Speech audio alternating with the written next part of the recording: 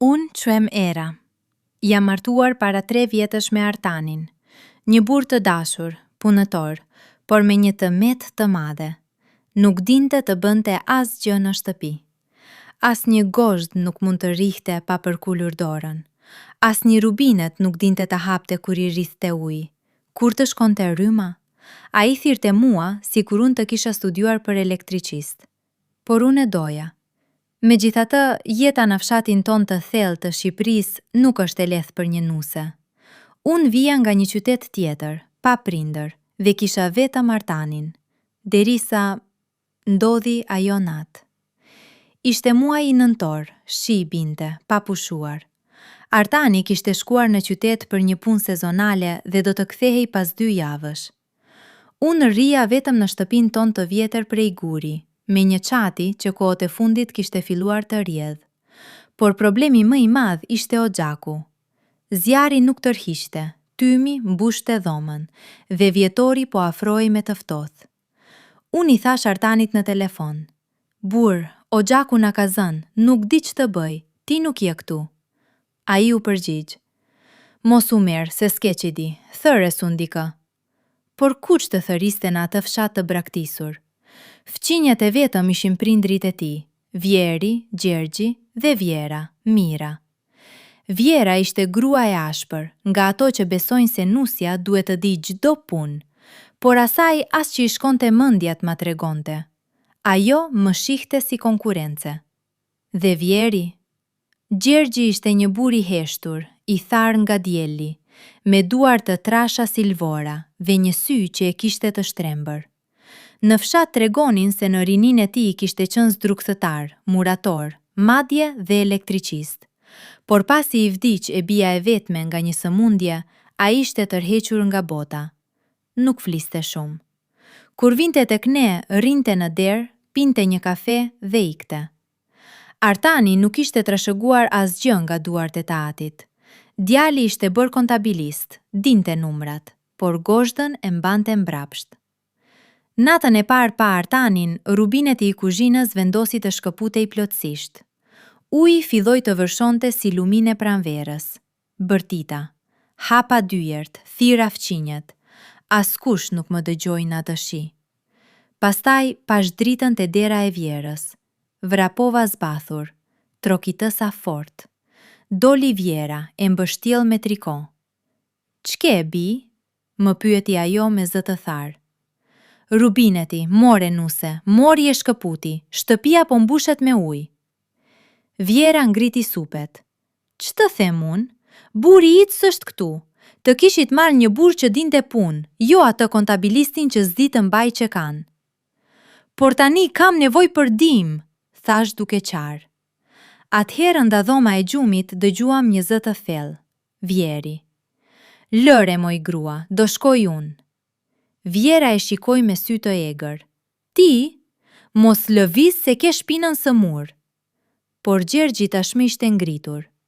Veshi palton e vjetër të ushtrisë, mori një çantë të zezë prej lëkure që e mbante në shtrat që kur ishte i ri dhe doli jashtë. Unë i hapja rrugën në përshi, duke u dridhur. Hym në shtëpinë time. Uji kishte mbushur gjysmën e kuzhinës. Gjergji pa asnjë fjalë u përkul, futi dorë poshtë lavamanit, ndjeu tubat, më pas hapi çantën. Brenda kishte qelsa anglez, shirita izolues, vida, gjithçka. Në 5 minuta ai e kishte mbyllur rubinetin dhe e kishte mbështjell me leck derisa të gjente copë të re. Unë e shikoja e habitur. Ai nuk më shikonte mua. Pastaj, pa pritmas, ngriti syt dhe pa tymin që dilte nga dhoma e gjumit. Oxhaku. "A e ke pastruar ndonjëherë?" më pyeti. "Jo, Artani tha se do thëriste dikë." Gjergji tundi kokën. "Djali im, i mirë për letra, por për gur e laç s'ka dorë." Hapi çantën përsëri, nxori një kruese hekuri, një qese me laç të thatë dhe një furçë teli. Pastaj u ngjit mbi çati. Unë i mbaja shkallën duke u dridhur nga frika se mos binte. A i punoi për më shumë se një orë, nën shi, duke kolitur nga tymi. Zhblokoi oxhakun, pastroi tymin dhe mbylli qarjet. Kur zbriti ishte lagur për qartë. I dhash një peshqir.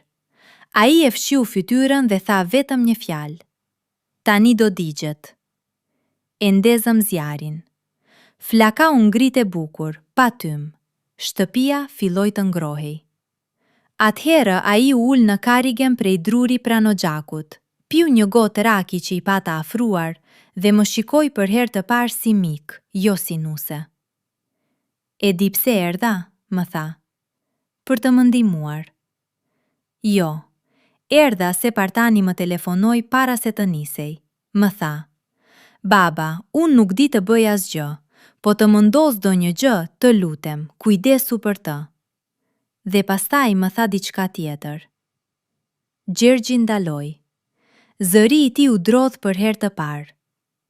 Më tha, ti më tregove një herë kur isha 6 vjeç si të ndërtohet një shtëpi, por unë nuk desha të mësoja.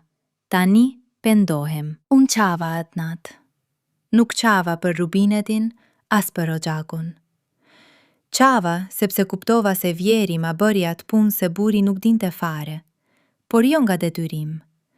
E bëri nga dashuria për të birin, i cili ishte aq i ndershëm sa e pranoi dobësinë e tij para meje dhe para të atit. E po, të nesër erdhi Vjera, pa derën të hapur, pa mua duke pirë kafe me Gjergjin pranë zjarit. U zbe. Nuk tha asgjë. Por nga ajo ditë, filloi të më mësoj recetat e saj. Dhe Gjergji filloi të vinte çdo të shtunë. Herë më mësonte si të ndreq një prizë, herë si të lyej një mur. Artani kur u kthye, gjeti shtëpinë të ndrequr, mua të qeshur, dhe të atin duke pije raki në kuzhinën time. U habit. U ul pranë neje dhe më pëshpëriti.